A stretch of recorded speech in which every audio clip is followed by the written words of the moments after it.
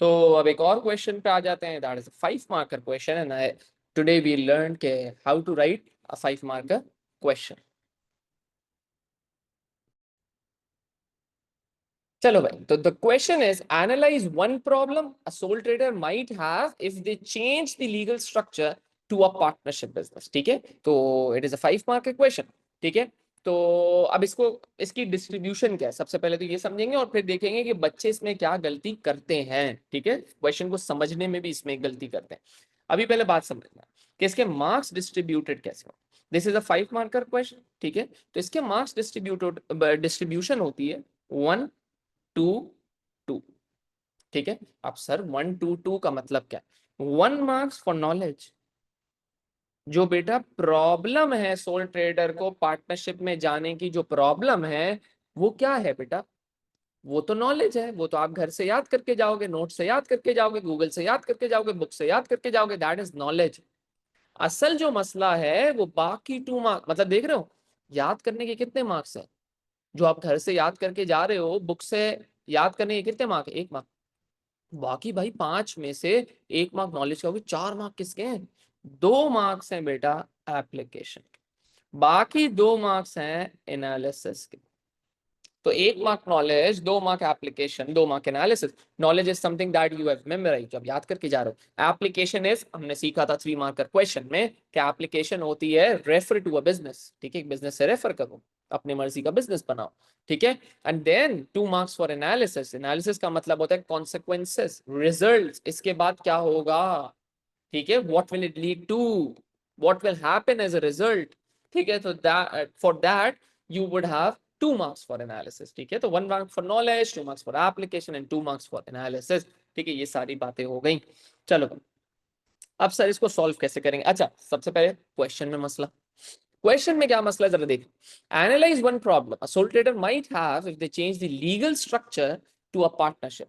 तो भाई soul trader partnership में बदल रहा है अपने बिजनेस को, तो क्या मसला होगा? सही है। अच्छा, बच्चे इसमें क्या लिख देते हैं? पार्टनरशिप का प्रॉब्लम। पार्टनरशिप का प्रॉब्लम वो लिख देते हैं अनलिमिटेड लाइबिलिटी। अब भाई सोल ट्रेडर में भी तो अनलिमिटेड लाइबिलिटी का मसला था, पार्टनरशिप में भी अनलिमिटेड लाइबिलिटी का मसला है। तो अब आप सवाल अगर गौर से पढ़ो तो ये तो लिखा हुआ है analyse one problem sole trader might have if they change the legal structure to partnership.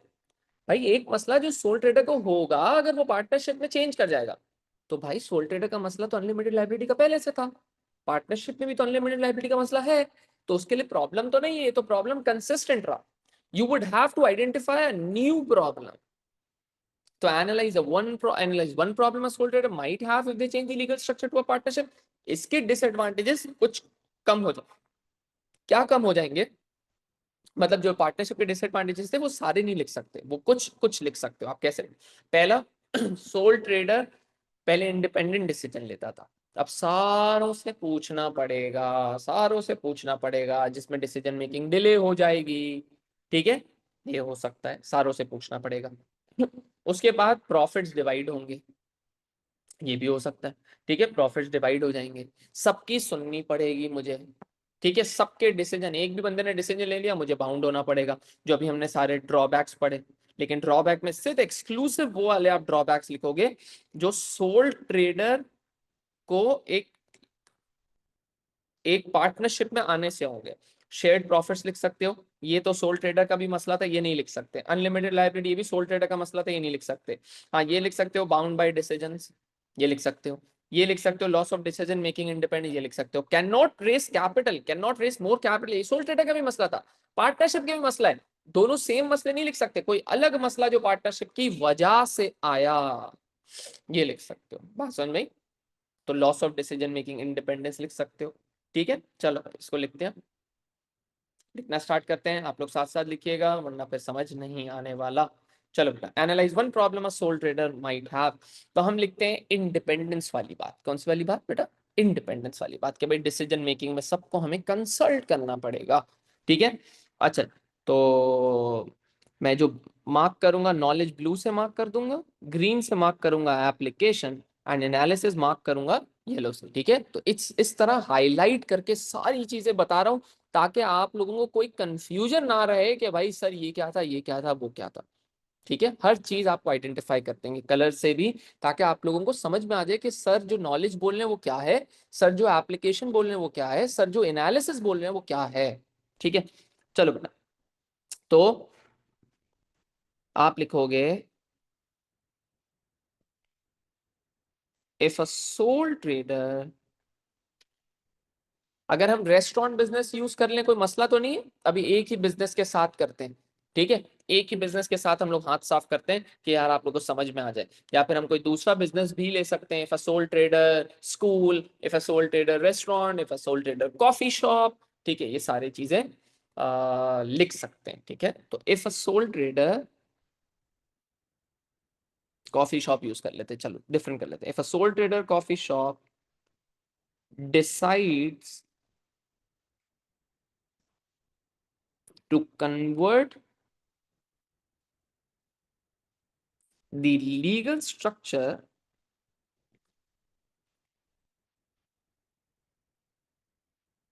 of the business to a partnership, he would lose his independent decision making power. He would lose his independent decision making power, which he had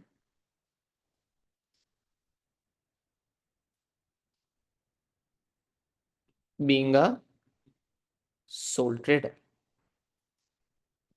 ठीक है, तो भाई ये मैंने पहले क्या लिख दिया भाई, एक क्या लिख दिया, एक बिजनेस को थोड़ा सा ना मैंने लिख दिया कि मैं कॉफी शॉप के बारे में लिखना चाहूंगा, ये एप्लीकेशन नहीं हुई है, कॉफी शॉप के भी चीजें लिखूंगा तो एप्लीकेशन होगी। ठीक है, तो if a sole trader coffee shop decides to convert the legal structure of the business to partnership, he would lose his independent decision making power which he had being a sole trader. ठीक है, तो for example he would have to consult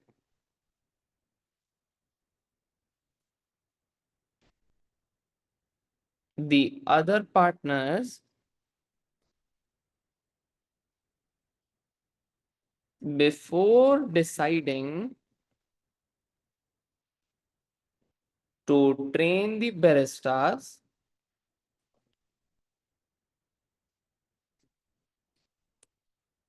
and the waiters involved in selling coffees, brownies or biscuits. बात समझ रहे हो, अब देखना, if a sole trader coffee shop decides to convert the legal structure of the business to a partnership, he would lose his independent decision making power which he had being a sole trader. तो भाई ये जो नुकसान था वो मैं तो याद करके आया था नोट से। ठीक है, ये तो मैं नोट से याद करके आया था, तो इसका मतलब ये मुझे मार्क्स मिल जाएंगे नॉलेज के। ठीक है, अब एप्लीकेशन मैंने थोड़ी बहुत स्टार्ट कर दी है यहाँ पे, क्या लिख दिया, बरिस्टास, कॉफी शॉप में बरिस्टा होता है भाई, बरिस्टा होता है जो कॉफी बना रहा है वो, उसके बाद वेटर्स होंगे, ये भी कॉफी शॉप में होगा, कॉफीज होंगी, ब्राउनीज होंगी, बिस्किट हो, ये सारी चीजें एप्लीकेशन में काउंट हो रही है। ठीक है, अब देखना, अब हम क्या करेंगे भाई, अब हम करेंगे कि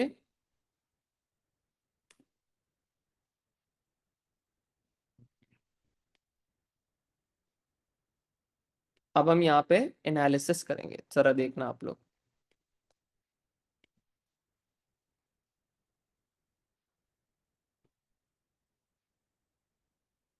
चल, अब एनालिसिस करते हैं इसकी।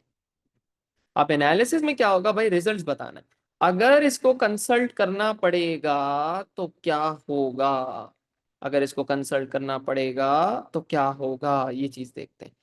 ठीक है, अगर मुझे किसी से कंसल्ट करना पड़ता है तो टाइम जाया होगा। चलो भाई, तो अब लिखना, as a result of consulting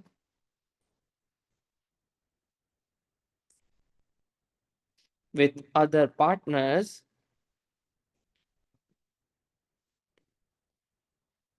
before taking any decision, it would lead to it would lead to slow or delayed decision making. Slow or delayed decision making. ठीक है. Therefore, competitors may launch new flavors of coffee such as iced Spanish latte. ठीक है, ice Spanish latte. ठीक है, ये आपने कर रहे हो. therefore competitors may launch new flavors of coffee such as ice Spanish latte more quickly than this business, which may result in lower sales and lower revenue. अब ये जो सारी बातें हैं, अच्छा ये जो न्यू फ्लेवर्स ऑफ कॉफी वगैरह लिखा, ठीक है, न्यू फ्लेवर्स ऑफ कॉफी या आइस स्पेनिश लाटे लिखा, ये सब एप्लीकेशन है, कॉफी शॉप से रिलेटेड बातें कर. एनालिसिस क्या है भाई? एज अ रिजल्ट से सारी एनालिसिस स्टार्ट हुई है. एनालिसिस सारी इधर से स्टार्ट हुई. ठीक है, ये देख रहे हो, ये देख रहे हो एनालिसिस क्या है, जरा देखना कि भाई अगर कंसल्ट करना पड़ेगा तो डिसीजन मेकिंग स्लो हो जाएगी, तो कंपेटिटर्स हमसे ज्यादा जल्दी लॉन्च कर लेंगे जिसकी वजह से हमारी सेल्स और रेवेन्यू गिर जाएंगी. आई बात समझ? ये पूरी एनालिसिस है. क्लियर है? तो ब्लू से मैंने मार्क कर दी बेटा नॉलेज, एप्लीकेशन मार्क कर दी ग्रीन से, और एनालिसिस मार्क कर दी बेटा येलो से. ये सारी चीजें क्लियर है? This is how you right a 5 marker question according to the new paper format जो 2023 में आ गया है, चेंज हो गया है. ठीक है बेटा, क्लियर है सबको?